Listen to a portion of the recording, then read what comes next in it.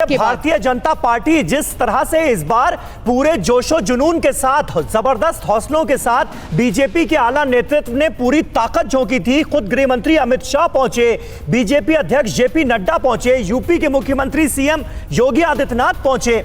उसके बाद यह कयास लगाए जा रहे थे कि आखिर बीजेपी की रणनीति है क्या, स्ट्रेटेजी है क्या। कर्नाटक में ऑलरेडी कमल खिल चुका है, अब तेलंगाना विधानसभा पर नजरें हैं क्या भारतीय जनता पार्टी की, यह सवाल उठ रहा था। और बहुत हद तक बीजेपी ने जो चाहा वो पाती हुई नजर आ रही है, रुझानों में यह कहा जा सकता है। और शिवांगी, पिछली बार हम देख रहे थे कि जब चुनावों के नतीजे आ रहे थे तो टीआरएस और एआईएमआईएम में कांटे की टक्कर नजर आ रही थी। एआईएमआईएम को 44 सीटें मिली, टीआरएस को 99 सीटें मिली।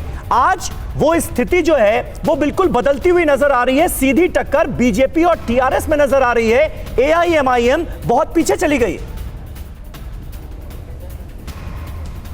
बिल्कुल समीर, और बेहद ये समीकरण जो है दिलचस्प हो रहा है, क्योंकि अगर आप चुनाव के दौरान जो प्रचार हुए हैं अगर आप उस पर नज़र डालें तो प्रचार में टीआरएस पूरी तरह से गायब थी, जबकि नगर निगम पर उन्हीं का कब्जा है इस वक्त। वो प्रचार के दौरान हमने देखा कि सीधे ओवैसी वर्सेस बीजेपी के जो नेता आ रहे थे उनके बीच लड़ाई थी। अब ओवैसी की बात करें तो जो शुरुआती रुझान है उसमें तीसरे नंबर पर उनकी पार्टी है, टीआरएस दूसरे नंबर पर है, बीजेपी आगे चल रही है।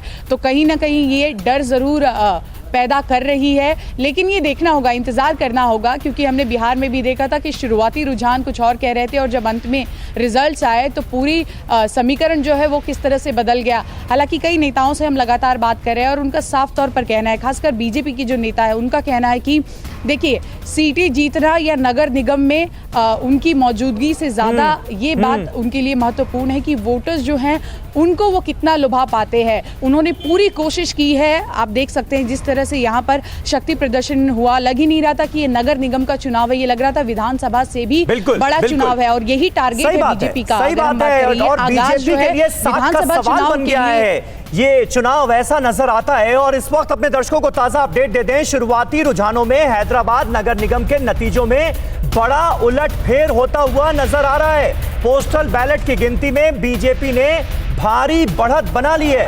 हैदराबाद में बीजेपी के बड़े नेताओं ने धुआंधार प्रचार किया।